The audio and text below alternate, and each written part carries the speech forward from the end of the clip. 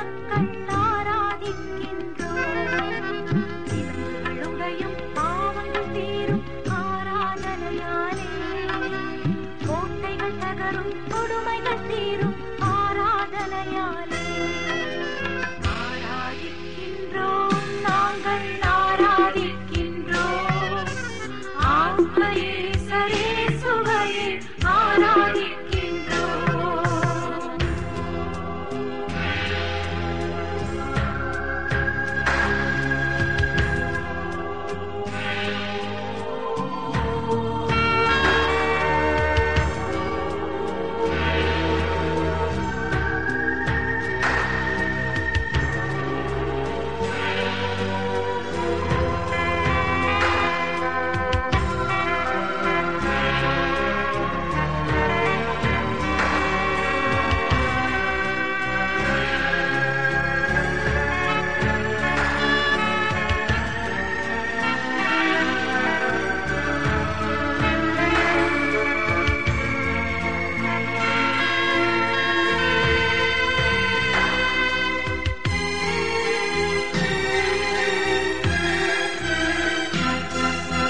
நோய்கள் தீரும் வாதைகள் தீரும் ஆராதனையாலே, ஆணவம் அழியும் தீவினை ஒழியும் ஆராதனையாலே.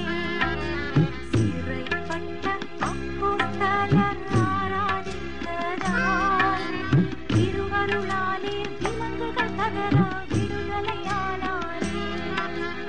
ஆராதிக்கின்றோம், நாங்கள் ஆராதிக்கின்றோம். ஆத்மயே சரேசுவையே ஆராதிக்கின்றோம்.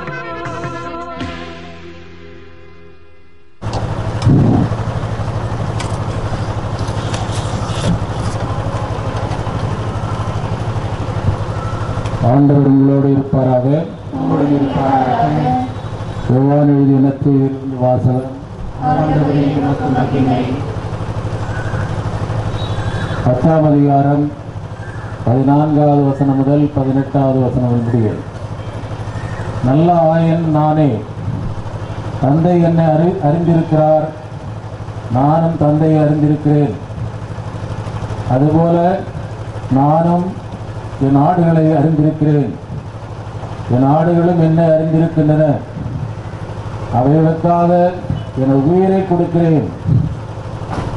இக்கொட்டிலே சேரா வேறு ஆடுகளும் எனக்கு உள்ளன. நான் அவற்றை நடத்தி செல்ல வேண்டும். அவையும் எனக்கு என் குரலுக்கு செவிசாய்க்கும். அப்போது ஒரே மந்தையும் ஒரே ஆயனும் என்னும் நிலை ஏற்படும். தந்தை என்னை அன்பு செய்து என் மீது அன்பு செலுத்துகிறார். ஏனெனில் நான் என் உயிரை கொடுக்கிறேன், அதை மீண்டும் பெற்றுக்கொள்ளவே கொடுக்கிறேன். என் உயிரை என்னிடமிருந்து யாரும் பறித்துக் கொள்வதில்லை, நானாகவே அதை கொடுக்கிறேன். உயிரை கொடுக்கவும் எனக்கு அதிகாரம் உண்டு, அதை மீண்டும் பெற்றுக்கொள்ளவும் அதிகாரம் உண்டு. என் தந்தையின் கட்டளையின்படியே நான் இப்படி செய்கிறேன். இது கிறிஸ்து வழங்கும் நற்செய்தி.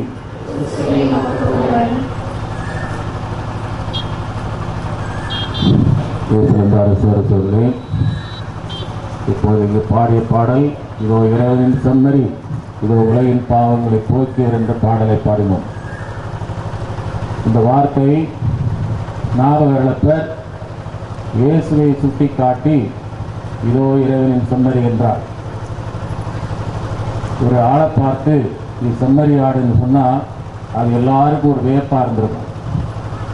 ஏன்னா செம்மறி ஆடு என்பது யூத மக்களுடைய பாரம்பரியத்தில் அது பல எண்ணங்களை அவர்கள் மனதில் ஆழமாக பதிவு வைத்திருந்தது.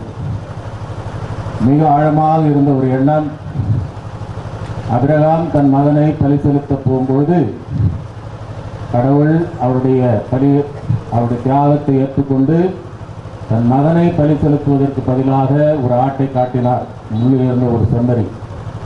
இதோ இந்த செம்மறியை உன் மகனுக்காக பலி செலுத்துகின்றார். அதே போன்று இஸ்ராயல் மக்கள் அவர்கள் விடுதலை பயணம் செய்ய துவக்கும் பொழுது ஆட்டின் இரத்தத்தை கதவில் பூச வேண்டும். அதை கண்டு வானவர் அதை கடந்து விடுவார். அந்த ஆட்டின் இரத்தத்தால் அவர்கள் காப்பாற்றப்பட்டார்கள் என்ற எண்ணமும் அவருடைய வாழ்க்கையில் நன்றாக ஆழமாக இருந்தது. அதைத் தொடர்ந்து அவர்கள் கொண்டாடிய வாழ்க்கை பாஸ்கா உணவின் போது ஒரு ஆட்டுக்குட்டியை அவர்கள் பட்சமாக வளர்த்து அந்த பாஸ்கா உணவிற்காக அந்த ஆட்டை பட்சமாக வளர்த்தார்கள். அதுக்குதான் செம்மறி ஆடு, ஒரு கோயில் ஆடுன்னு சொல்றது போல பலி செலுத்துவதற்காக அவர்கள் தயாரித்த ஒரு ஆடு. இதுதான் வழக்கமாக அவர்கள் பட்சமாக வீட்டில் வைத்திருக்கின்ற ஆடு, செம்மறி ஆடு, ஒரு பாவத்திற்கு பரிகாரமாக பலியாகின்ற ஒரு ஆடு.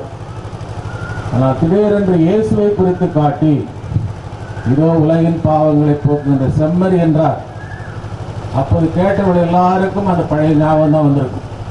இவர் எப்படி இயேசு ஒரு செம்மறியாக இருக்க போகிறார், இவர் எப்படி மற்றவருடைய பாவங்களுக்காக பலியாக போன்றார் என்ற கேள்வி இருந்து கொண்டே இருக்கும். அதற்கு பதிலாக தான் இயேசு தன்னுடைய போதனையில், நானே உண்மையான ஆயன், என் ஆடுகளுக்காக நான் உயிரை கொடுக்கிறேன் என்று சொல்லி, இந்த ஆடுகளுக்காக உயிரை கொடுக்கக்கூடிய ஒரு ஆயன் அவர். அந்த ஆயன் உயிருக்கு அவரோடு கொடுத்தது மட்டுமல்ல, அந்த ஆயன் எல்லா ஆடுகளும் ஒரே மந்தையாக இருக்க வேண்டும் என்று அவர் தன்னுடைய உள்ளத்தின் ஆழத்தில் இருந்த ஒரு உண்மையை வெளிப்படுத்துகின்றார். எல்லா ஆடுகளும் தன்னை பின்பற்ற வேண்டும், அவர் விசுவசிக்க வேண்டும், அவர்களுக்காக நான் உயிரை கொடுத்தவர் என்று நம்ப வேண்டும். இது அப்படிப்பட்ட ஒரு நம்பிக்கையில் தான் இதோ இயேசு தினமும் நற்கருணையில் நமக்காக பலியாகின்றவர், நமக்காக நம்மோடு எப்போது இருக்கின்றவர், நம்மை வழிநடத்துகின்றவர் என்ற ஒரு பேர் உண்மையை நாம் கொண்டாடி இதோ நாம் அவரை பின்பற்றுகிறோம். இந்த ஆடுகள் நாம் எல்லாரும் அந்த செம்மறி நம்ம ஆட்டை மேய்க்கின்ற நல்ல ஆயன், நமக்காக உணவாக, ஆயனாக, அரசனாக, நமக்காக திவ்யனக்குள் இருக்கின்ற இயேசுவை நாம் இன்று பகிரங்கமாக ஆராதிக்கின்றோம். அவருடைய பிரசன்னத்தை நம்பி விசுவசித்து நாம் இங்கே கூடியிருக்கிற நம்ம எல்லாரையும் ஆசீர்வதிப்பதற்காக தான் இங்கே பல இடங்களில் நம்மை சுற்றி பல பந்தல்களை வைத்து நாம் ஆராதிக்கின்றோம். அவரை நம்மை ஆசீர்வதிக்கின்றார்.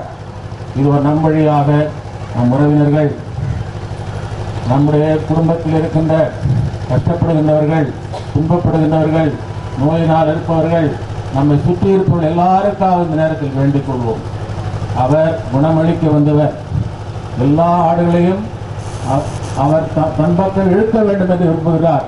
எனவே அன்பார்ந்த சகோதர சகோதரர்களே, இது இந்த நல்ல நேரத்தில் ஆண்டவர் நம்மை இங்கு தேர்ந்து கொண்டார். நாம் அனைவரும் இங்கே இந்த இடத்தில் இருக்க வேண்டும் என்று அவர் திருவுளம் கொண்டார். அதற்காக நன்றி கூறுவோம்.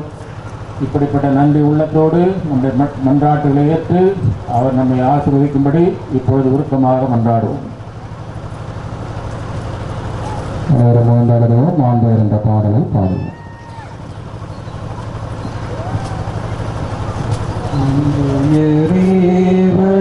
சாதனத்தை தாழ்ந்து பணிந்து ஆராதிப்போம். பழைய நியம முறைகள் அனைத்தும் இனி மறைந்து முடிவு பெறுக. புதிய நியம முறைகள் வருக. புலன்களாலே மனிதன் இதனை அறிய இயலா. குறையை நீக்க விசுவாசத்தின் உதவி பெறுக. பிதாவுக்கும் சுதனருக்கும் புகழ்ச்சியோடு வெற்றியார்க்கும் மீட்பின் பெருமை மகிமையோடு வலிமை வாழ்த்து யாவுமாக. இருவரிடமாய் வருகின்ற ஜவரம் தூய ஆவியானவர்க்கும் அளவில்லாத சமபூர்வச்சி என்றுமே உண்டாகுக.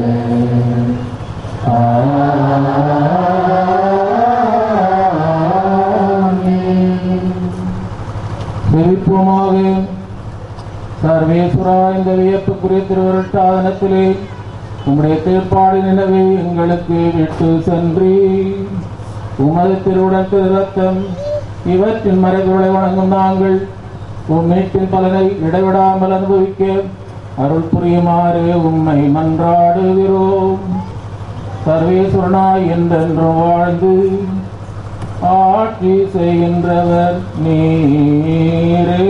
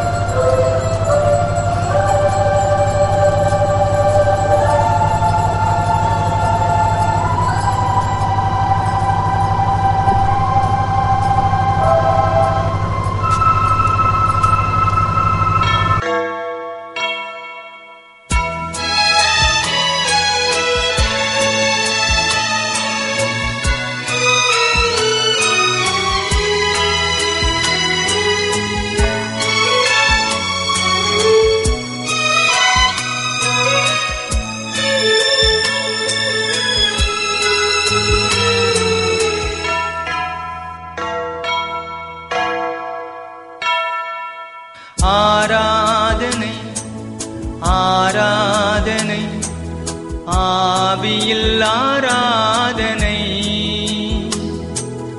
ஆராதனை ஆராதனை உண்மையில் ஆராதனை என்றும் உண்மையில் ஆராதனை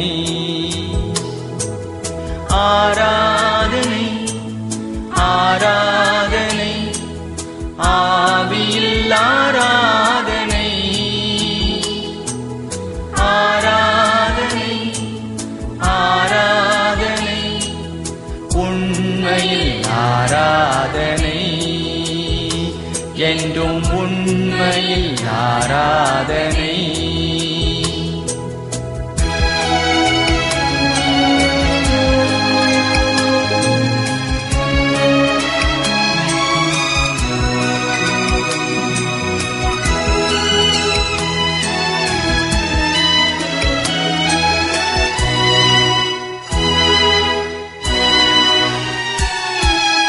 தூதர்கள் மத்தியில் வாழ்பவரே தூயவ நீரே நல்லவரே தூதர்கள் மத்தியில் வாழ்பவரே தூயவ நீரே நல்லவரே தூய நீரால் கழுவியம்மை துதிக்கும் ஆவியை அளிப்பவரே தூய நீரால் கழுவியம்மை துதிக்கும் ஆவியை அளிப்பவரே ஆராதனை ஆராதனை ஆவியில் ஆராதனை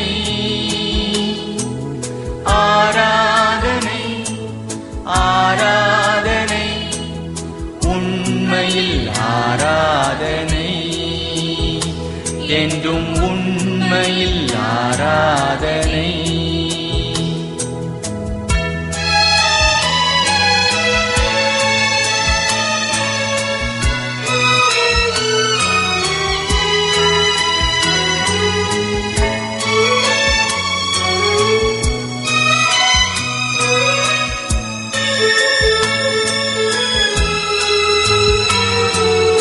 உமக்காய் அனைத்தையும் இழந்து விட்டேன், உமக்காய் என்றும் வாழ்ந்திடுவேன். உமக்காய் அனைத்தையும் இழந்து விட்டேன், உமக்காய் என்றும் வாழ்ந்திடுவேன். உந்தன் அருகில் என் நேரமும் வாழ்வது எத்தனை பாக்கியமே. உந்தன் அருகில் என் நேரமும் வாழ்வது எத்தனை பாக்கியமே. ஆராதனை ஆராதனை ஆவியில் ஆராதனை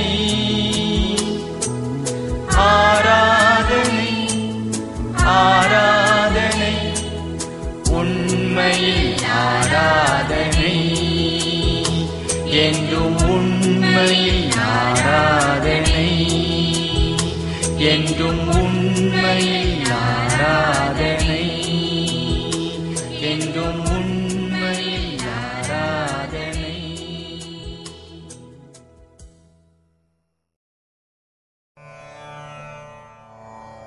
அன்பே, அழகே, ஆண்டவனே, உமது திருமுகத்தின் அழகிற்கும் இனிமைக்கும் ஈடுண்டோ?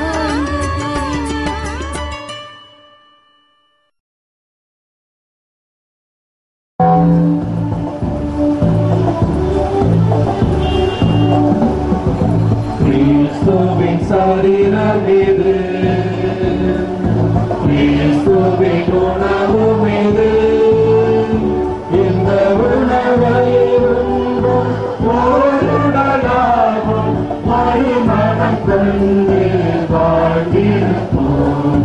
கிறிஸ்துவின் சரீரமிது.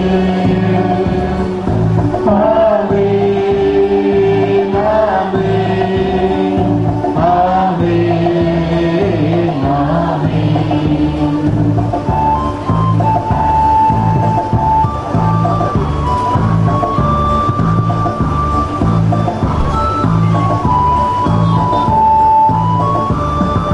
கருணையின் வடிவம் இது, நம் கடவுளின் வாழ்வும் இது. கருணையின் வடிவம் இது, நம் கடவுளின் வாழ்வும் இது. அருளின் வடிவம் இது, நம் ஆனந்த சக்தி இது. கிறிஸ்துவின் சரீரமிது, கிறிஸ்துவின் உணவும் இது. இந்த உணவையே உண்போம், ஓருடலாகும் ஒரு மனம் கொண்டு வாழ்ந்திருப்போம். கிறிஸ்துவின் சரீரமிது. ஆமென், ஆமென், ஆமென், ஆமென்.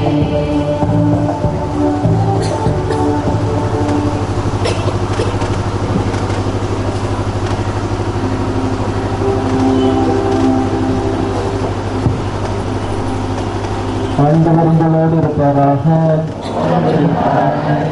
யோவான் எழுதிய பரிசுத்த நற்செய்தியிலிருந்து வாசகம். அதிகாரம் 6, இறை வசனங்கள் 57 58 முடிய. வாழும் தந்தை என்னை அனுப்பினார், நானும் அவரால் வாழ்கிறேன். அதுபோல் என்னை உண்போரும் என்னால் வாழ்வர். விண்ணகத்திலிருந்து இறங்கி வந்த உணவு இதுவே. இது நம் முன்னோர் உண்ட உணவு போன்றதல்ல. அதை உண்டவர்கள் இறந்து போனார்கள். இவ்வுணவை உண்போர் என்றும் வாழ்வர். இந்த கிறிஸ்து வழங்கும் நற்செய்தி. கிறிஸ்துவில் அன்பு மிகுந்த சகோதரர்களே, சகோதரிகளே, கொலம்பஸ் அமெரிக்கா என்ற ஒரு புதிய நாட்டினை நிலப்பகுதியை கண்டுபிடித்த பொழுது ஐரோப்பிய நாடுகளிலே ஒரு வதந்தி பரவியதாம். அதாவது அந்த புதிதாக கண்டுபிடிக்கப்பட்ட அந்த நிலப்பகுதியிலே ஒரு ஊற்று இருக்கிறது. அந்த ஊற்றில் இருக்கிற தண்ணீரை யாரெல்லாம் குடிக்கிறார்களோ அவர்கள் எல்லாம் இறக்காமல் வாழ்வார்கள் என்கின்ற வதந்தி பரவியதாம். இதை நம்பிய பெரிய பெரிய பணக்காரர்கள் யாரெல்லாம் ஒரு ஆண்டளவாக கடலிலே பயணம் செய்ய பண வசதி படைத்தவர்கள் எல்லாம் என்ன செய்தார்களாம், பணத்தை எல்லாம் திரட்டி கொண்டு எப்படியாவது சென்று அந்த தண்ணீரை குடித்துவிட்டு வந்துவிட வேண்டும் என்கின்ற முனைப்போடு பயணம் மேற்கொண்டார்களாம். பலர் அந்த புதிய நிலப்பகுதியை சென்று அடைந்தார்கள். அங்கே நீரூற்றும் இல்லை, ஒன்றும் இல்லை. இந்த பயணத்தை மேற்கொண்ட பலர் திரும்பி வரவில்லை, உயிரோடு திரும்பி வரவில்லை. உயிரோடு திரும்பி வந்தவர்கள் யாரும் இறக்காமல் வாழவில்லை, எல்லாரும் இறந்து போனார்கள். என்ற கிறிஸ்து நம்மை பார்த்து சொல்கிறார், வாழும் தந்தை என்னை அனுப்பினார், நான் அவரால் வாழ்கிறேன். என்னை உண்பவர் என்னால் வாழ்வர் என்ற வார்த்தையை அழியாத வார்த்தை நமக்கு கொடுக்கிறார். பல்வேறு விதமான வதந்திகளை நாம் கேட்டு அதை நம்புகிறோம். எத்தனையோ வதந்திகளை கேட்டு நம்பி ஏமாந்து போயிருக்கிறோம். ஆனால் அழியாமல் வாழ்வு கொடுக்கின்ற வார்த்தையை நம்பி அதனால் வாழ்பவர்கள் தான் நாம் எல்லாரும். நம்புபவர்கள் வாழ்வார்கள், உண்பவர்கள் வாழ்வார்கள். வாழும் கடவுள் என்கின்ற இந்த வார்த்தையை நாம் சங்கீதம் 42 வாசிக்கிறோம். சங்கீத ஆசிரியர்கள் இஸ்ரேல் மக்களுடைய பிரதிநிதியாக இருந்து இந்த சங்கீதத்தை பாடுகிறார்கள். சங்கீதம் 42 இஸ்ரேல் மக்கள் நாடுபடுத்தப்பட்ட பொழுது, அதாவது அழிவுக்கு இழுத்துச் சென்றப்பட்ட பொழுது அவர்கள் பாடியது அவலக்குரல். கொஞ்சம் கொஞ்சமாக இருக்கின்ற மக்கள் எல்லாம் இறக்கப் போகிறார்கள். அப்பொழுது அவர்கள் வாழுகின்ற கடவுளை நோக்கி ஜெபிக்கிறார்கள். என்னவென்று ஜெபிக்கிறார்கள்? என் உள்ளம் வாழுகின்ற கடவுளை நோக்கி தாகம் கொண்டிருக்கிறது, உயிருள்ள கடவுளை நோக்கி என் உள்ளம் தாகம் கொண்டிருக்கிறது என்று சங்கீத ஆசிரியர் உயிருள்ள இறைவன் மீது இருக்கின்ற அந்த ஆர்வத்தை, தாகத்தை, ஏக்கத்தை அங்கே வெளிப்படுத்துகின்றார். மோயிசனுக்கு விடுதலை பயணம் 3ஆம் அதிகாரத்திலே கடவுள் சொல்லுகிறார், நீ யார் என்று கேட்டபோது, நானே இருக்கின்றவர், அதாவது நானே வாழுகின்றவர், வாழ்ந்தவர், வாழுகின்றவர், இனி வாழப்போகிறவர்.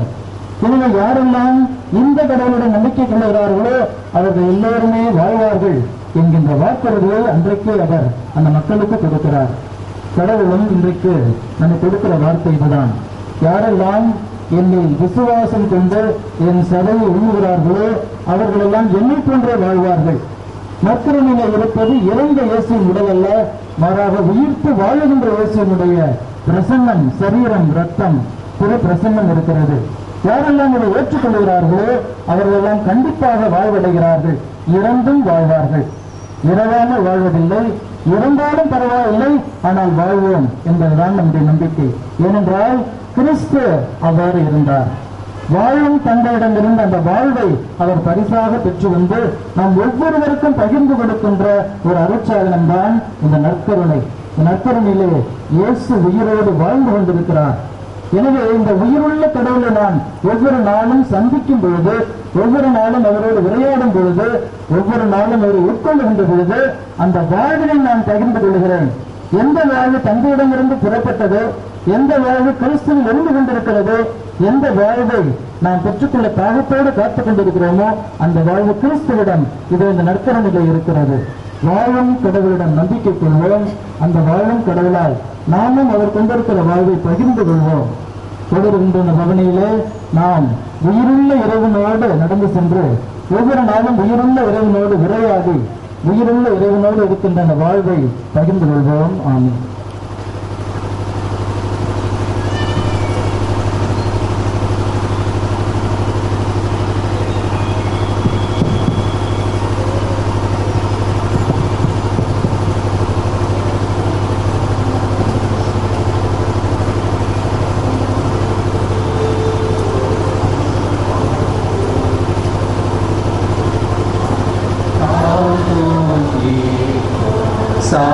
Sacramento, veneremus noi, et abdicum totum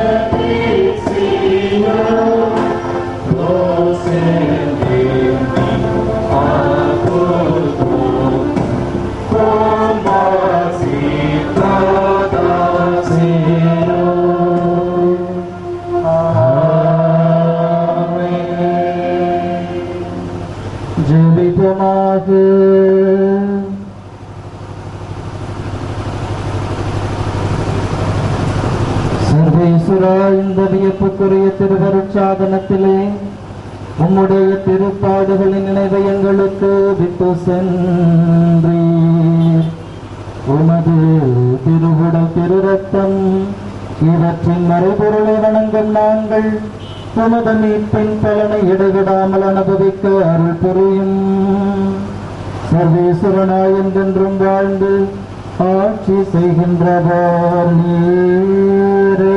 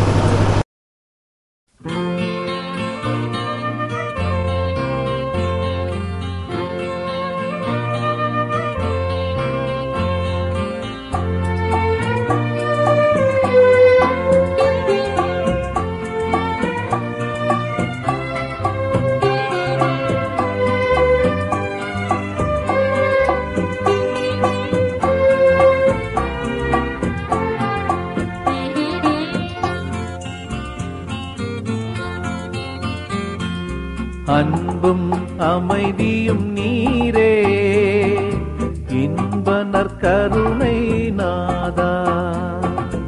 அன்பும் அமைதியும் நீரே, இன்ப நற்கருணை நாதா.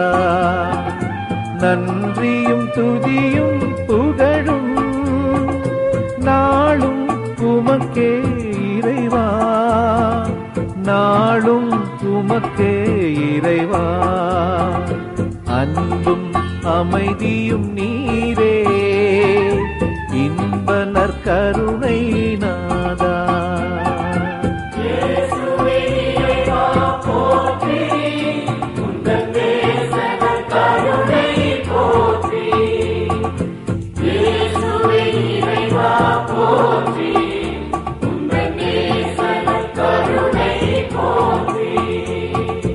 அன்பும் அமைதியும் நீரே, இன்ப நற்கருணை நாதா.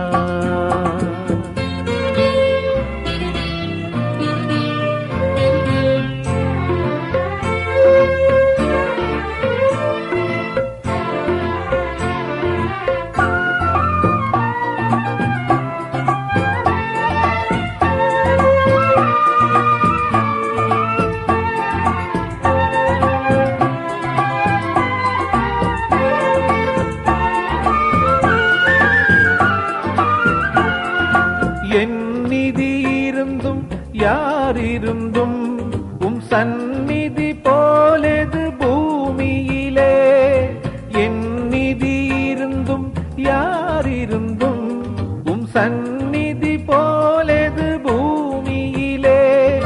கண்ணெதிரே நின்று கரம் நீட்டும், கண்ணெதிரே நின்று கரம் நீட்டும், கருணையே உம்மில் சரணடைந்தோ.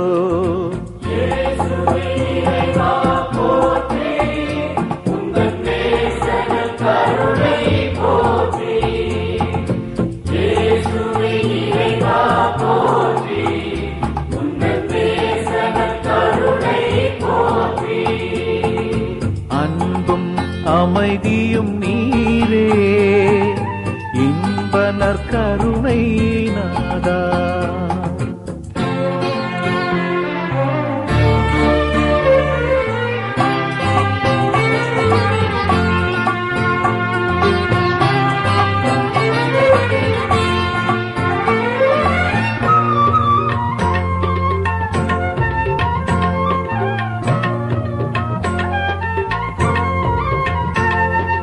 ஆசையில் உழன்றோம், சுகம் இழந்தோம், எம் அறிவியல் உலகில் நெறி இழந்தோம். ஆசையில் உழன்றோம், சுகம் இழந்தோம், எம் அறிவியல் உலகில் நெறி இழந்தோம். பாசமுடன் நீர் பரிமாறும், பாசமுடன் நீர் பரிமாறும், கருணையில் நலம் யாம் கண்டோ.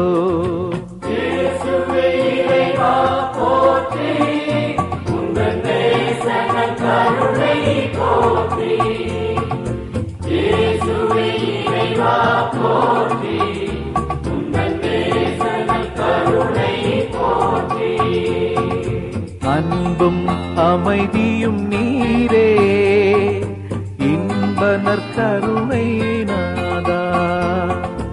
அன்பும் அமைதியும் நீரே, இன்ப நற்கருணை நாதா.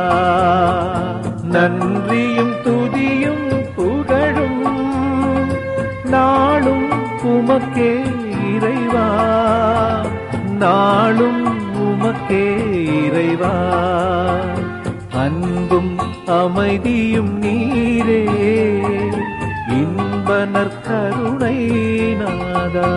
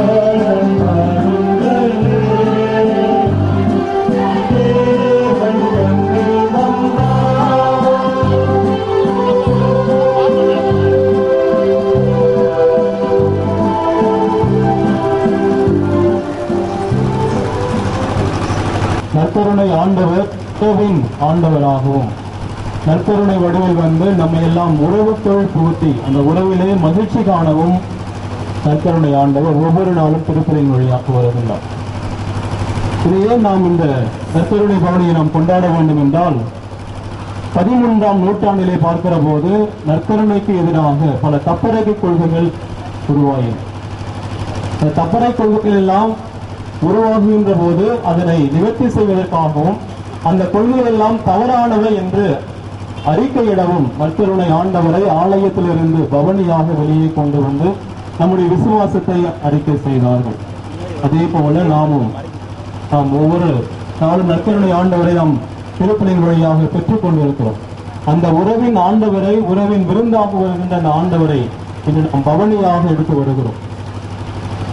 2ஆம் வத்திக்கான் சங்கம் நற்கருணைதான் கிறிஸ்தவ வாழ்வின் உச்சமாகவும் மையமாகவும் விளங்குகிறது என்று சொல்லப்படுகிறது. அதே போல புனித அகுஸ்தினார் தன்னுடைய வாழ்க்கையில் உணர்ந்த ஒரு விசுவாச கோட்பாட்டை நற்கருணை ஆண்டவர் மூலமாக வெளிப்படுத்துகிறார். நற்கருணை நான் உட்கொள்ளுகிற போது நான் கிறிஸ்துவாக மாறுகிறேன். நற்கருணை ஆண்டவரை நான் உட்கொள்ளுகின்ற போது நான் கிறிஸ்துவாக மாறி கிறிஸ்துவனுடைய தன்மையிலும் அந்த நிலை வாழ்விலும் நான் பங்கு பெறுகிறேன் என்று புனித அகுஸ்தினார் சொல்லுகிறார். ஆகவே இந்த உறவின் ஆண்டவராக வருகின்ற நற்கருணை ஆண்டவர் நம்மை எல்லாம் சூழ்ந்து நிற்கிறார்.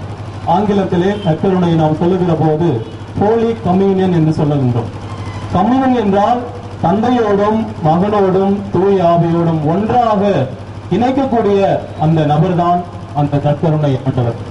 நற்கருணை நாம் உட்கொள்ளுகிற போது தந்தையோடு நாம் உறவு கொள்கிறோம். நற்கருணை ஆண்டவரை நாம் உட்கொள்ளுகிற போது தூய ஆவியோடு நாம் உறவு கொள்கிறோம். ஆகவே இந்த 3 ஆட்களோடும் நாம் உறவு நிலையில் இருந்து அந்த உறவிலே நாம் மகிழ்ந்து வாழ நற்கருணை ஆண்டவருடைய நம்ம வருகின்றார். ஆகவே இந்த லூக்கா நற்செய்தியை பார்க்கிற போது லூக்கா நற்செய்தியிலே இந்த உணவிற்கு முக்கியத்துவம் கொடுப்பார். நற்செய்தி முழுவதுமாக நாம் பார்க்கிற போது அந்த உறவிலே எப்படி அந்த உணவு பரிமாறப்படுகிறது அல்லது விருந்திலே எப்படி அந்த உணவு எல்லாம் மற்றவர்களுக்கு கொடுத்து அந்த உறவு முறையை எப்படி வளர்க்க முடியும் என்பதை நாம் பார்க்கிறோம். முதல் நிகழ்வாக பார்க்கிற போது அதிகாரம் லூக்கா நற்செய்தி அதிகாரம் 7 பார்க்கிறோம். அந்த பரிசேயன் ஆண்டவரை தன்னுடைய வீட்டிற்கு உணவருந்த அழைக்கின்றார். ஆண்டவர் அந்த பரிசேயனுடைய வீட்டிற்கு செல்லுகின்ற போது அந்த நகரத்திலே வாழ்ந்த ஒரு பாவியான பெண் படிக சிமிழை கொண்டு வந்து ஆண்டவர் இயேசு கிறிஸ்து உணவருந்த போகிறார் என்ற இந்த கேள்விப்பட்டு உறவை வளர்த்துக் கொள்வதற்காக தன்னிடம் இருந்த அந்த பாவ நிலையெல்லாம் தாண்டி தன்னிடம் கையில வைத்திருந்த அந்த படிக சிமிழை கொண்டு வந்து தன்னுடைய கண்ணீரால் அவருடைய கால்களை நனைத்து கூந்தலால் துடைக்கின்றார். அதுவரையில் அவருடைய பாவ வாழ்க்கையெல்லாம் மாறி அந்த நற்கருணை ஆண்டவரை உணவு அந்த மேசையில இருக்கின்ற போது ஆண்டவர் இருக்கின்ற போது அவரை சந்திக்கின்ற போது அவருடைய உறவு மாற்றம் ஏற்படுகிறது. அவருடைய உறவிலே புதிய மாற்றத்தை கண்டு பாவியாக இருந்தவள் புனிதையாக திரும்புகிறார். அப்படிப்பட்ட அந்த விருந்திலே லூக்கா நற்செய்தியாளர் இந்த பாவியான பெண்ணை கொண்டு வந்து உறவிலே மகிழ்ந்திருக்கவும் உறவிலே மீண்டுமாக புதியதொரு நிலையை பெற்றுக்கொள்ளவும் அங்கே வெளிப்படுத்துவதாக நாம் உணர்கிறோம். அடுத்ததாக பார்க்கிற போது லூக்கா நற்செய்தியிலே பார்க்கிறோம் அந்த லாசரும் அந்த செல்வராக இருந்த பணக்காரன் தன்னுடைய வீட்டிலே உணவருந்துகிறான். ஒவ்வொரு நாளும் விலையுயர்ந்த ஆடைகளை அணிந்து கொண்டு அந்த உணவருந்துகிற போது அவருடைய வீட்டு முற்றத்திலே ஒருவன் ஏழையாக கிடக்கிறான் லாசர். அந்த மனிதனுக்கு உணவு கொடுக்காததால் அவருடைய உறவு பறிக்கப்படுகிறது. உறவு பறிக்கப்பட்டு விண்ணகத்திலே காட்சியானது தோற்றம் அளிக்கிறது. உறவின் காட்சியாக மாறுகிறோம். லாசர் என்பவர் ஆபிரகாம் அடியில் அமர்ந்து அங்கே உறவிலே மகிழ்ந்திருக்கிற போது அந்த பணக்காரன் கேள்வி கேட்கிறான். லாசரை அனுப்பி என்னுடைய விரல் நுனியை அவருடைய விரலுடைய தண்ணீர் அணைத்து என்னுடைய நாவை குளிர செய்யும் என்று சொல்லுகிற போது உறவுக்காக இயங்குகிறான். உணவிலே அவன் மாற்றத்தை கொண்டு வந்து மண்ணுலக வாழ்வில் வாழ்கின்ற போது அந்த உணவை பகிராதவன் உறவை இழந்து விடுகிறான். இழந்துவிட்டு அவனுக்கு விண்ணகம் இல்லாமல் போகிறது. ஆகவே நற்கருணை ஆண்டவர் உணவின் வழியாக நம்மை எல்லாம் உறவுகளை புதுப்பிக்கக்கூடியவராக வருகிறார்.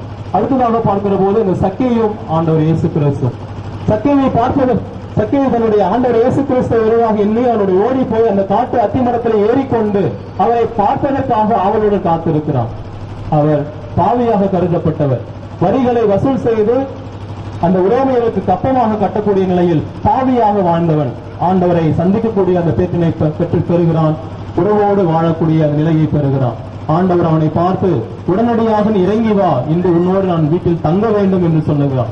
உறவை வளர்க்கக்கூடிய ஆண்டவர் அவனை வீட்டிற்கு அழைத்து வந்து அந்த உணவு அருந்துகிற போது அவனுடைய உள்ளமெல்லாம் புதுப்பிக்கப்பட்டு எழுந்து நின்று சொல்லுகிறான் சக்கேயு, யாரையாவது நான் கவர்ந்து இழுத்திருந்தால், எதையாவது நான் பறித்துக் கொண்டிருந்தால் அதை 4 மடங்காக நான் திருப்பி கொடுக்கிறேன் என்று சொல்லுகிறான். உறவிலே ஒரு மாற்றம். எதையெல்லாம் அவன் கவர்ந்திருந்தானோ அந்த ஆண்டவரை சந்தித்த பிற்பாடு உணவு அருந்துகிற போது அவனுடைய வாழ்வை மாற்றிக்கொண்டு அங்கே அறிக்கையிடுகிறான் சக்கேயு. அதே போல ஒவ்வொரு நிகழ்வில் நாம் பார்க்கிற போது லூக்கா நற்செய்தி முழுவதுமாக பார்க்கிறோம். அந்த உணவு அருந்துகிற போதுதான் அங்கே உறவு புதுப்பிக்கப்படுகிறது. அதே போல ஆண்டவர் இயேசு கிறிஸ்து தன்னுடைய சீடரோடு உணவருந்து செல்லுகிறார். அப்பத்தை பகிர்ந்து கொடுத்து இதை நினைவாக செய்யுங்கள் என்று சொல்லுகின்ற போது, அதையெல்லாம் நினைக்கின்ற போது அந்த உறவிலே நாம் வாழ அழைக்கப்படுகிறோம். இயேசுனுடைய துன்பங்களையும் பாடுகளையும் நினைத்து பார்க்கிற போது இதை நினைவாக செய்யுங்கள் என்று சொல்லுகிற போது அந்த உறவிலே தொடர்ந்து அவள் நடைபோட அழைப்பு கொடுக்கிறான். உணவின் மூலமாக விண்ணகத்திலிருந்து இறங்கி வந்த வாழ்வுதரும் உணவு நானே என்ற இறை வார்த்தை வாழ்வுதரும் வார்த்தையாக வந்து நம்முடைய உறவுகளை புதுப்பிக்கிறார் இறைமகன் இயேசு கிறிஸ்து. அப்படிப்பட்டவர் நம்மை எல்லாம் சூழ்ந்து நம்முடைய வாழ்க்கையையும் நம்முடைய உறவுகளையும் நம்முடைய குடும்பத்தில் இருக்கிற பிரச்சனைகளையும் சகோதர சகோதரிகளாக இருக்கின்ற அந்த உறவு முறையும் புதுப்பிக்கின்றார். அவருடைய பிரசன்னம் நம்மை முழுவதுமாக ஆட்கொள்கிறது, முழுவதுமாக நம்மை துன்பப்படுத்துகிறது. அப்படிப்பட்ட அந்த உறவிலே நாம் நிலைத்திருப்போம். ஆண்டவர் இயேசு கிறிஸ்து விண்ணகத்திலிருந்து இறங்கி வந்த வாழ்வரும் உணவு நானே என்று சொல்லுகின்ற போது ஆண்டவர் தந்தையானவர் மகனை உலகிற்கு அனுப்பி மனிதரோடு இருந்த உறவை எல்லாம் புதுப்பிக்கும் செய்கிறார், புது உறவாக மாற்றுகிறார். ஆபிரகாம் எப்படி தன்னுடைய வாழ்வை கடவுளுக்கு அர்ப்பணித்த நீண்ட ஒரு பயணத்தை மேற்கொண்டாரோ அதே போல நம்முடைய வாழ்வும் உறவின் ஆண்டவராக வருகின்ற அவரை நாம் உட்கொள்ளுகிற போது நம்முடைய வாழ்வும் புனிதம் அடைகிறது. உணவிலே மாற்றத்தை கொண்டு வந்த ஆண்டவர் அதன் மூலமாக ஒவ்வொரு நாளும் அதை உட்கொள்ளுகிற போது நாம் புதுப்பிக்கப்படுகிறோம், உறவை வளர்த்துக் கொள்கிறோம். ஆதாம் ஏவாள் உணவினால் அந்த உறவு முறையை இழந்து போனார்கள். தந்தையோடு இருந்த அந்த உறவு முறை புனிதத்துவம் அனைத்தையும் இழந்து போன பிற்பாடு கடவுள் அவரோடு மீண்டும் உறவு கொள்ள தன்னுடைய மகன் வழியாக உறவு கொள்கிறார். எந்த உணவினால் அவருடைய உறவு முறை பறிபோனதோ அதே உணவினால் மட்டுமே கடவுளோடு இருக்கின்ற அந்த உறவு முறையை புதுப்பிக்க முடியும் என்கிற நிலையை ஆண்டவர் உணர்த்துகிறார். பழைய ஏற்பாடில் நாம் வாசிக்கிறோம், இஸ்ராயேல் மக்களுக்கு அந்த மன்னாவை கொடுக்கிறார். மன்னாவை கொடுத்து அந்த இஸ்ராயேல் மக்களிடம் இருந்த உறவு முறையை எல்லாம் புதுப்பிக்கிறார். அதே போல புதிய ஏற்பாட்டிலும் ஆண்டவர் இயேசு கிறிஸ்து வழியாக உறவின் ஆண்டவராக வந்து நம்மையோடு தந்தையோடும் மகனோடும் தூய் ஆவியோடும் உறவு கொள்ளவும் அந்த உறவின் மூலமாக நம்முடைய குடும்ப வாழ்வையும் உறவு கொள்ள அழைப்பு கொடுக்கின்ற அந்த ஆண்டவரை நாம் ஒவ்வொரு நாளும் ஆராதிப்போம். அவர் வழியாக நிறைவான ஆசீர்வாதங்களை பெற்றுக்கொள்வோம். விண்ணகத்திலிருந்து இறங்கி வந்த வாழ்வு தரும் உணவு நானே.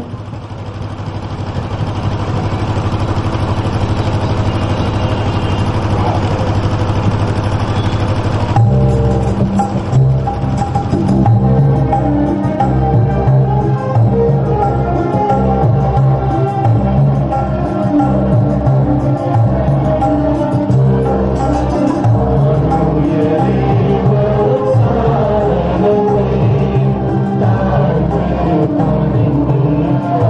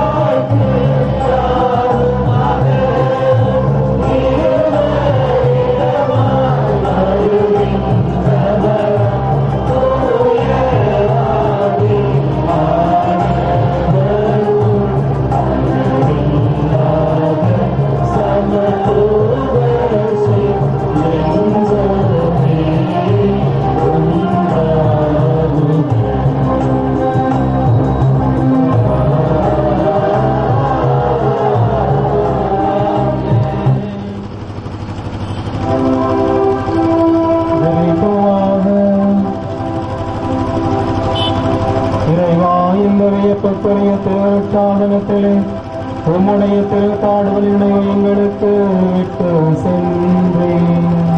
உமது திருவுடன் பிரவத்தம் இவற்றின் மறைபொருளை வழங்கும் நாங்கள் பின் பலனை இடைவிடாமல் அனுபவிக்க அருள் புரியுமாறு உம்மை மன்றாடுகின்றோம். என்றென்றும் வாழ்ந்து ஆட்சி செய்கின்றவர் நீரே.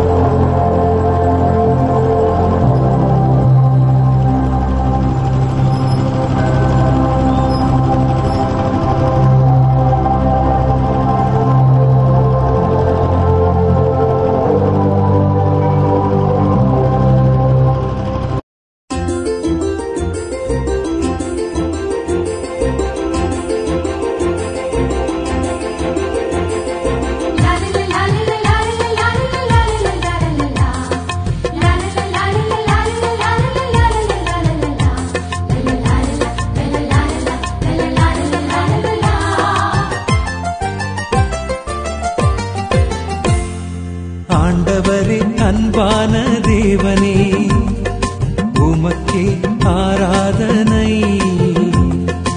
ஆண்டவரே அன்பான தேவனே உமக்கே ஆராதனை.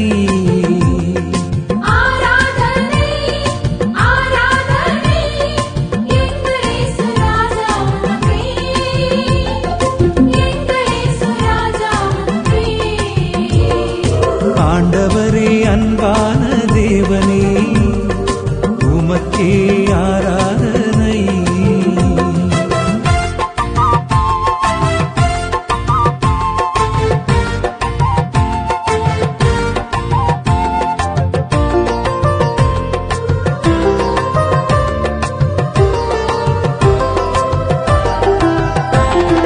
கல்வாரி நாயகனே உமக்கே ஆராதனை.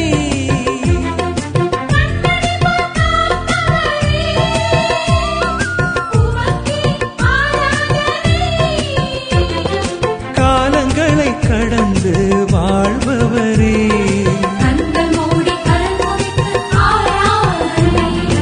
ஆராதனை ஆராதனை எங்கள் இயேசு ராஜா உமக்கே, எங்கள் இயேசு ராஜா உமக்கே. ஆண்டவரே அன்பான தேவனே உமக்கே ஆராதனை.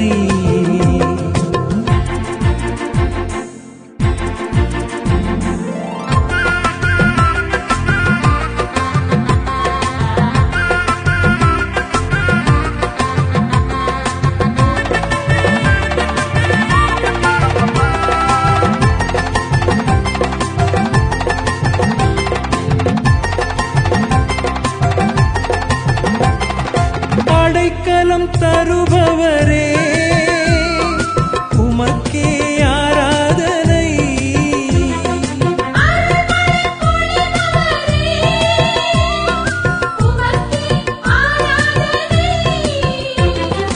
ஆயிரமாய் அற்புதம் செய்பவரே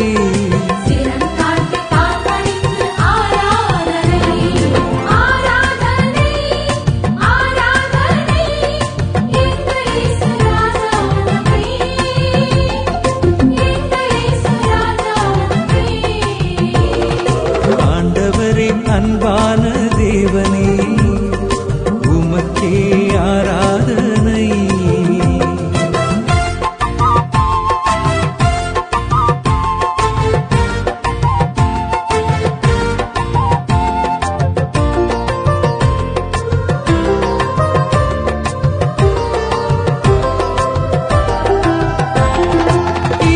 தரும் இனிய நேசரே,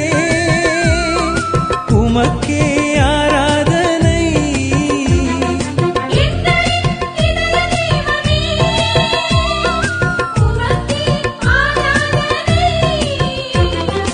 உயிரின் உயிராயிருப்பவரே,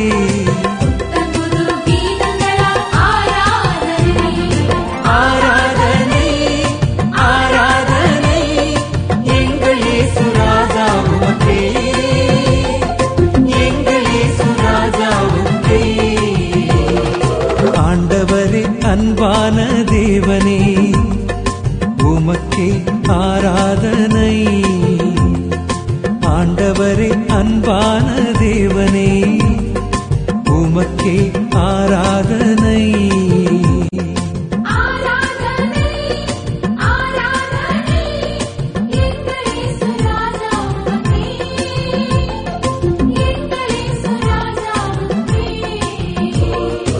ஆண்டவரே அன்பான தேவனே, உமக்கே ஆராதனை.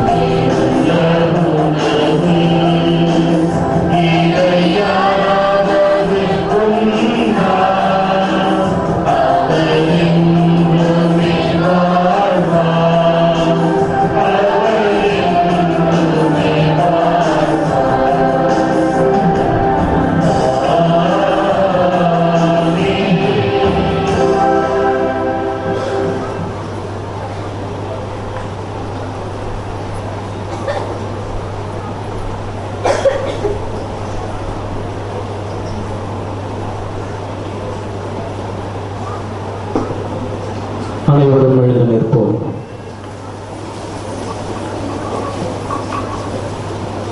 ஆண்டவர் உங்களோடு இருப்பாராக.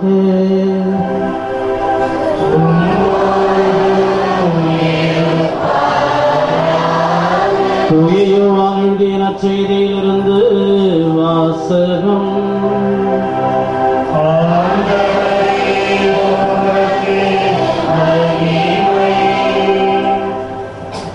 அதிகாரம் 6.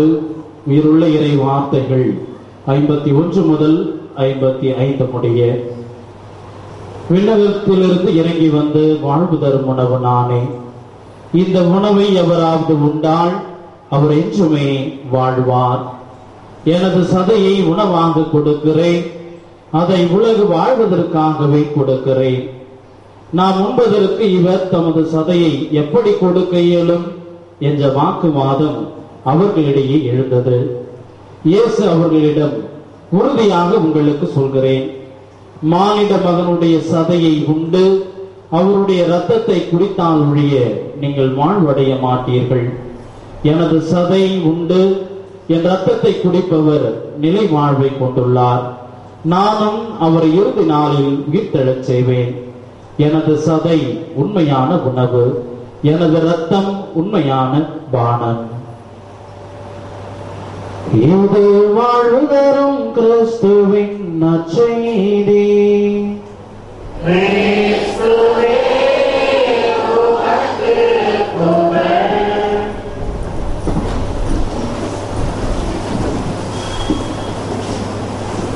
இயேசுவில் அன்புமிக்க சகோதர சகோதரிகளே, பெற்றோர்களே, பெரியோர்களே, இன்றைய தினம் நற்கருணை நாதரை பவனியாக வீதிகளில் எடுத்து வந்து இந்த நற்கருணை நாதர் நம்மையும் நாம் வாழ்கின்ற இடங்களிலும் குடிகொண்டிருக்கின்றார். அவருடைய பிரசன்னத்தால் நாம் நிரப்பப்பட வேண்டும் என்ற அந்த பவனியிலே கலந்து கொண்டு நாம் ஒவ்வொருவரும் அவருடைய அருளுக்காகவும் ஆசிரியருக்காகவும் ஏங்கி நிற்கின்றவர்களாக அவருடைய அருளாலும் ஆசிரியராலும் நிரப்பப்பட நாம் இங்கே வந்திருக்கின்றோம். இன்றைய தினம் இந்த இடத்திலே நாம் சிந்திக்கவிருக்கின்ற இந்த தலைப்பானது தன்னை பகிர்ந்தவராக இந்த நற்கருணை நாதர் இருக்கின்றார். எனவே இவரை போன்று நம்மையும் பிறரோடு பகிர்ந்து கொள்கின்றவர்களாக நம்முடைய வாழ்விலே இருக்க இந்த இடத்திலே பிரசன்னமாய் இருக்கின்ற இந்த நற்கருணை நாதர் நமக்கு அழைப்பு கொடுப்பவராக இருக்கின்றார். குஜராத் மாநிலம் பரோடா நெடுஞ்சாலை, அது பரபரப்பான ஒரு நெடுஞ்சாலை. அந்த நெடுஞ்சாலையில சுப்ரதா என்பவரும் அவருடைய மனைவியும் காரில் பயணம் செய்து கொண்டிருந்தார்கள். எதிர்பாராத விதமாக அவர்கள் சென்ற காரானது விபத்துக்குள்ளானது. அவர்கள் தங்களுடைய உயிருக்காக போராடி கொண்டிருந்தார்கள். அவர்கள் உயிருக்காக போராடி கொண்டிருந்த அந்த வேளையில் பல்வேறு வாகனங்கள் அவர்களை கடந்து சென்றன. 2 சக்கர வாகனங்களிலும் 4 சக்கர வாகனங்களிலும் சரக்குந்துகளிலும் மக்கள் அவர்களை கடந்து சென்றார்கள். அவர்கள் உயிருக்காக போராடிய வேளையில் யாருமே அவர்களுக்கு உதவி செய்ய வரவில்லை. நள்ளிரவில் அந்த விபத்தானது ஏற்பட்டது. ஆனால் காலையில் அந்த வழியாக பால் வியாபாரம் செய்ய சென்ற ஒரு மனிதர் அவர்களுடைய நிலையை கண்டு அவர்கள் உயிருக்காக போராடி கொண்டிருந்த அந்த சூழலிலே அவர்களுக்கு உதவி செய்தார். அவர்கள் மீண்டுமாக அவர்கள் உயிர் பெற்றவர்களாக, அவர்கள் இழந்து கொண்டிருந்த தங்களை விட்டு உயிர் போய்விடுமோ என்று அலறிக் கொண்டிருந்த அந்த நிலையிலிருந்து அவர்கள் மீண்டு வந்தவர்களாக இருந்தார்கள். எனவே தாங்கள் இவ்வாறு உயிருக்கு போராடியதன் காரணமாக இந்த பரோடா நெடுஞ்சாலையில் யார் யாரெல்லாம் விபத்துக்கு ஆளாகி உயிருக்கு போராடுகின்றார்களோ அவர்களுக்கு உதவி செய்ய வேண்டும் என்று தங்களுடைய வாழ்வை அவர்கள் அர்ப்பணித்தார்கள். அவர்கள் கூறுகின்ற ஒரு சராசரி புள்ளி விவரத்திலே இவ்வாறாக கூறுகின்றார்கள். இந்த நெடுஞ்சாலையில் ஒரு ஆண்டுக்கு 1876 விபத்துகள் நடக்கின்றன. அதில் உடனடியாக மரணிப்பவர்கள் வெறும் 200 பேர் மட்டுமே. மற்றவர்கள் அந்த 1876 பேருமே உயிருக்காக நீண்ட நேரம் போராடி தங்களுடைய உயிரை இழக்கின்றவர்களாக இருக்கின்றார்கள். எனவே இத்தகையோருக்கு எங்களுடைய வாழ்வை நாங்கள் அர்ப்பணம் செய்கின்றோம் என்று கணவரும் மனைவியும் இந்த பரோடா நெடுஞ்சாலையில் விபத்துக்கு உள்ளாகி தங்களுடைய உயிருக்காக போராடுகின்றவர்களுக்காக அவர்கள் உதவி செய்து கொண்டிருக்கிறார்கள். இயேசுவில் அன்புமிக்க சகோதர சகோதரிகளே, பெற்றோர்களே, பெரியோர்களே, நற்கருணை நாதர் தன்னை நமக்காக பகிர்ந்தவராக இருப்பதை நாம் பார்க்கின்றோம். இன்றைய நற்செய்தியிலே பார்க்கின்ற பொழுது எனது சதையை உண்டு எனது இரத்தத்தை குடிப்பவர் நிலை வாழ்வு பெறுவார் என்று கூறுகின்றார். அப்படி என்றால் அவரையே நமக்காக பகிர அவர் முன்வந்திருப்பதை நாம் பார்க்கின்றோம். எனவேதான் அந்த இடத்திலே கூடியிருந்தவர்கள் இவர் எப்படி தனது சதையையும் தனது ரத்தத்தையும் நமக்கு கொடுக்க முடியும் என்று ஒரு கேள்வியை எழுப்புவதை நாம் பார்க்கிறோம். அப்படி என்றால் இது இயலாத காரியம் என்று அவர்கள் எண்ணினார்கள். ஆனால் என்னுடைய சதையை உண்டு என்னுடைய ரத்தத்தை குடித்தால் மட்டுமே நீங்கள் ஒவ்வொருவருமே நிலை வாழ்வு பெறுகின்றவர்களாக இருக்கின்றீர்கள் என்று அழுத்தமாகவும் ஆழமாகவும் இறைமகன் இயேசு கிறிஸ்து கூறுவதை நாம் பார்க்கின்றோம். அவர் கூறியதோடு நில்லாமல் அதை தன்னுடைய வாழ்விலே செயலாக்கம் செய்தவராக செய்து காட்டியவராக இருக்கின்றார். எனவேதான் அவருடைய உடலையும் ரத்தத்தையும் நாம் நினைவு கூறுகின்றவர்களாக இந்த பலி பீடத்திலே அவருடைய உடலும் ரத்தமும் மெய்யாகவே பிரசன்னமாயிருக்கின்றது என்று விசுவசிக்கின்றவர்களாக நம்முடைய வாழ்விலே நாம் இருந்து கொண்டிருக்கின்றோம். இறைமகன் இயேசு கிறிஸ்து நமக்காக தன்னுடைய உயிரை பகிர்ந்தவராக, தன்னுடைய நேரத்தை பகிர்ந்தவராக, தன்னுடைய உழைப்பை பகிர்ந்தவராக, தன்னையே நமக்காக பகிர்ந்தவராக இருந்து கொண்டிருக்கின்றார். இவ்வாறு நமக்காக தன்னை பகிர்ந்த இறைமகன் இயேசு கிறிஸ்துவனுடைய அடிச்சுவடுகளை பின்பற்றுகின்ற நாம் நம்முடைய வாழ்விலே பிறருக்காக எதை பகிர்கின்றவர்களாக இருக்கின்றோம் என்று நாம் ஒவ்வொருவரும் சிந்தித்து பார்க்க வேண்டும். நம்முடைய வாழ்விலே இங்கே வீற்றிருக்கின்ற இந்த நற்கருணை நாதரை போன்று பிறருக்காக நம்முடைய உயிரை பகிர முடியுமா? பகிர்வீங்களா? சொல்லுங்க, பகிர்வீங்களா? உங்களுடைய சதையை பகிர்வீர்களா? உங்களுடைய ரத்தத்தை பகிர்வீர்களா? இயலாத ஒரு காரியம். ஆனால் அவரை அவரை போன்று பிறருக்காக நம்முடைய வாழ்வில் சிறு சிறு காரியங்களை நாம் பகிரக்கூடியவர்களாக இருக்கின்றோம். நம்முடைய நேரத்தை அருகாமையில் தேவையில் இருப்போருக்கு நம்முடைய உடல் உழைப்பின் வழியாக நாம் பல்வேறு விதங்களில் நம்முடைய வாழ்வை பிறரோடு நாம் பகிர்ந்து கொள்ள முடியும். ஆனால் அதையெல்லாம் நாம் பகிர்ந்து கொள்ள மனம் இல்லாமல் இந்த சமுதாயத்தை சீரழிக்கின்ற காரியங்களை மட்டுமே நாம் பகிரக்கூடியவர்களாக நம்முடைய வாழ்வில் நாம் இருந்து கொண்டிருக்கின்றோம். அதை யாராலும் மறுக்கவும் மறைக்கவும் முடியாது.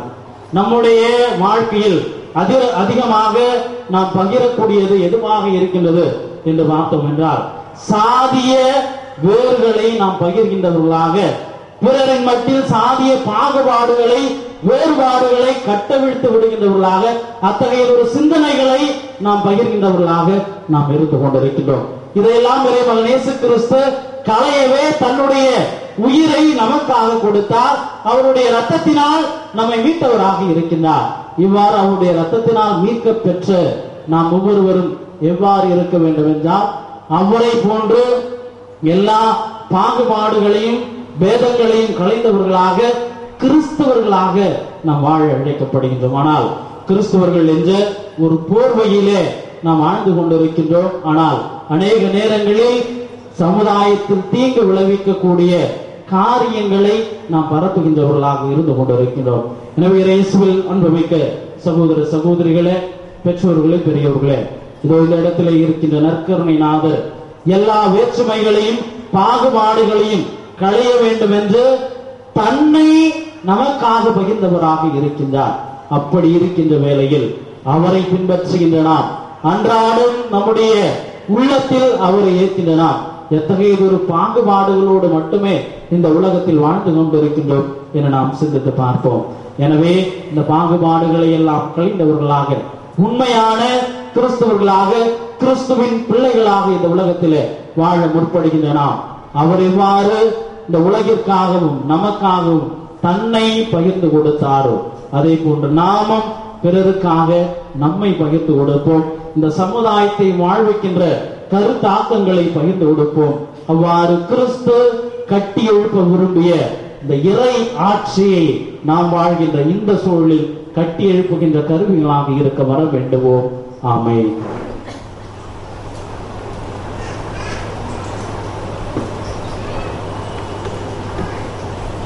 அனைவரும் முழந்தாளிடுவோம். மாண்புயர் கீதம்.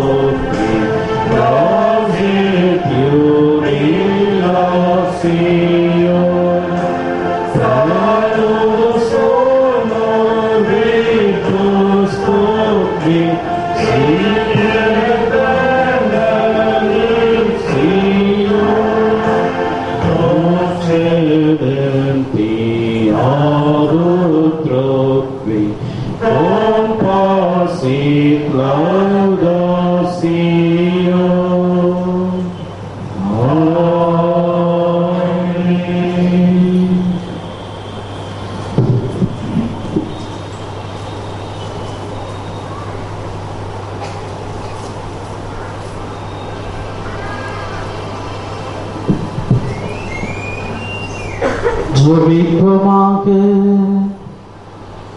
சர்வேஸ்வரா, இந்த வியப்புக்குரிய திருவருட்சாதனத்திலே உம்முடைய திருப்பாடுகளின் நினைவை எங்களுக்கு விட்டு சென்றே. உமது திருவுடல் திரு ரத்தம் இவற்றின் மறைபொருளை வணங்கும் நாங்கள் உம்மை பின்பலனை இடைவிடாமல் அனுபவிக்க அருள் புரியுமாறு உம்மை மன்றாடுகின்றோம். சர்வேஸ்வரனாய் என்றென்றும் வாழ்ந்து ஆட்சி செய்கின்றவர் நீரே.